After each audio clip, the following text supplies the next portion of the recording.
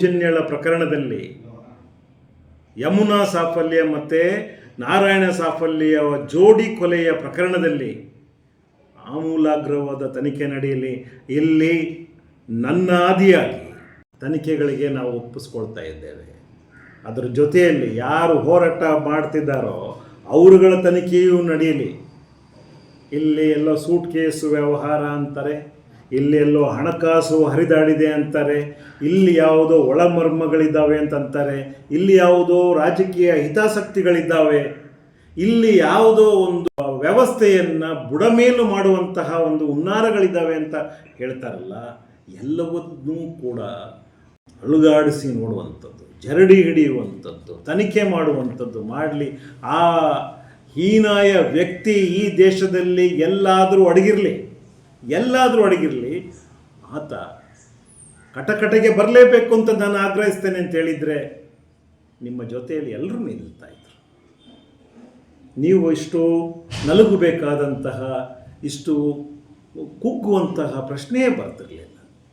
ಇದನ್ನೇ ನಾನು ಇವತ್ತಿಗೂ ಕೂಡ ಕೇಳ್ಕೊಳ್ತಾ ಇರುವಂಥದ್ದು ಬಿಟ್ಟರೆ ಬೇರೆ ಯಾವುದೂ ಇಲ್ಲ.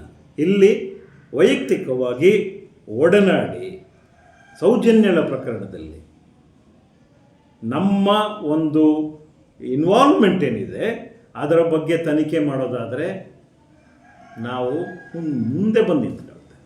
ನಮ್ಮ ಬಗ್ಗೆ ಮಾತಾಡುವಂಥದ್ದು 1000 ಮಾತಾಡಿದ್ದಾರೆ. ನಾವು ಅದನ್ನು ಯಾವುದೇ ರೀತಿಯಾಗಿ ಒಂದು ಈಗೋ ಫ್ಯಾಕ್ಟರ್ ಆಗಿ ತಗೊಳ್ಳಿಕ್ಕೆ ಸಿದ್ಧ ಇಲ್ಲ. ಹೋರಾಟ ಒಡನಾಡಿಗೆ 35 ವರ್ಷಗಳ ಒಂದು ಹಿನ್ನೆಲೆ ಜೊತೆಯಲ್ಲಿ ಬಂದಿರುವಂಥದ್ದು, ಒಂದು ದಿವಸದ ಒಂದು ಹೋರಾಟ ಅಲ್ಲ. ನಾವು ಎಷ್ಟು ಹ್ಯುಮಿಲಿಟಿಯಿಂದ ಇರಬೇಕು ಹೋರಾಟಗಾರರಾಗಿ, ಅಹಮ್ಮನ್ನು ಪಕ್ಕಕ್ಕಿಟ್ಟು ಹೋಗಬೇಕು ಅಂತ ಹೇಳೋದನ್ನು ನಾವು ಮೊದಲಿಂದನೂ ಅರಿತಿದ್ದೇವೆ. ನಮ್ಮ ಪರವಾಗಿ ಎಲ್ಲರೂ ಓಹೋ ಅಂತಾರೆ ಅಂತ ಹೇಳುವಂತಹ ಭ್ರಮೆ ನಮಗಿಲ್ಲ. ನಮ್ಮ ವಿರುದ್ಧವಾದಂತಹ ಒಂದು ಪ್ರಹಾರಗಳು ಬಂದೇ ಬರ್ತವೆ ಅನ್ನುವಂತಹ ಪರಿಜ್ಞಾನ ನಮಗಿದೆ. ಹಾಗಾಗಿ ಸತ್ಯಾನ್ವೇಷಣೆಯ ದಾರಿಯಲ್ಲಷ್ಟೇ ಒಡನಾಡಿ ಇರುವಂಥದ್ದು, ಸತ್ಯಾನ್ವೇಷಣೆಯಷ್ಟೇ ಆಗಬೇಕಾಗಿರುವಂಥದ್ದು. ಅದಕ್ಕೋಸ್ಕರ ಆ್ಯಸಿಡ್ ಟೆಸ್ಟ್ ಏನಾದರೂ ಇದ್ದರೆ ಅದರಲ್ಲಿ ಮುಂಚೂಣಿಯಲ್ಲಿ ಬಂದು ನಿಂತ್ಕೊಳ್ಳೋಕ್ಕೆ ಒಡನಾಡಿ ಯಾವತ್ತೂ ಕೂಡ ಸಿದ್ಧ ಇದೆ. ಇವತ್ತಿಗೂ ಕೂಡ ನಡೀತಿರುವಂತಹ ಅಷ್ಟು ಪ್ರಹಸನಗಳನ್ನ ನೋಡ್ತಾ ಇದ್ದರೆ ಬಹಳ ನೋವಾಗುತ್ತೆ. ಇಲ್ಲಿ ನಮ್ಮ ಹಿತಾಸಕ್ತಿಗಳಿಗೆ ಅವಕಾಶವಿಲ್ಲ. ಇದನ್ನು ನಾನು ಬಹಳಷ್ಟು ರೀತಿಯಲ್ಲಿ ಹೇಳಿದ್ದೇನೆ. ಹೆಣವನ್ನು ಸುಡುವಂಥ ಸಂದರ್ಭದಲ್ಲಿ ಬೀಡಿ ಹತ್ತಿಸ್ಕೊಳ್ಳುವಂಥ ಕೆಲಸವನ್ನು ಯಾರೊಬ್ಬರೂ ಮಾಡಬಾರ್ದು. ಸೂತಕದ ಮನೆಯಲ್ಲಿ ಹಿತಾಸಕ್ತಿ ಪ್ರದರ್ಶನ ಮಾಡುವಂಥದ್ದು ಸರಿಯಲ್ಲ. ನಾವು ಎಷ್ಟು ಸಂವೇದನಶೀಲವಾಗಿ ಹೋರಾಟದಲ್ಲಿ ಇಳಿಯುತ್ತಿದ್ದೀವೋ ಅಷ್ಟೂ ನ್ಯಾಯಕ್ಕೆ ಹತ್ತಿರ ಆಗ್ತಾ ಇದ್ದೇವೆ ಅಂತೇಳುವಂತಹ ಒಂದು ನಂಬಿಕೆ ನಮ್ಮದು. ಅಷ್ಟು ಮೌಲ್ಯಗಳನ್ನು ನಾವು ಇಟ್ಕೊಳ್ಬೇಕಾಗ್ತದೆ.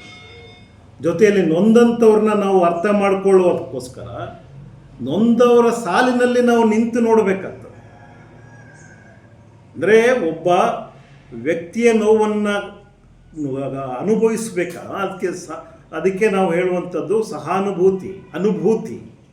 ನಾವು ಅವರ ಪಾದರಕ್ಷೆಯಲ್ಲಿ ಕಾಲಿಟ್ಟಾಗ ಅದು ಎಲ್ಲಿ ಕಚ್ಚುತ್ತೆ ಅನ್ನುವಂಥದ್ದು ನಮ್ಗೆ ಅರ್ಥ ಆಗಬೇಕು. ಆದರೆ ಭಾಳಷ್ಟು ಜನ ಪಾದರಕ್ಷೆಯಲ್ಲಿ ಕಾಲಿಡಬೇಕಾದ್ರೂ ಕೂಡ ತಮ್ಮ ಪಾದರಕ್ಷೆಯನ್ನು ಬಿಚ್ಚಿರುವುದಿಲ್ಲ ಅಂತ ಹೇಳುವಂಥದ್ದು ಕಟು ಸತ್ಯ. ಅವರ ಪಾದರಕ್ಷೆಯನ್ನು ಬಿಸಾಕಿ ಇವರ ಪಾದರಕ್ಷೆಯಲ್ಲಿ ಕಾಲಿಟ್ಟಾಗ ಮಾತ್ರ ಆ ನೋವು ನಮ್ಗೆ ಅರ್ಥ ಆಗಲಿಕ್ಕೆ ಸಾಧ್ಯ.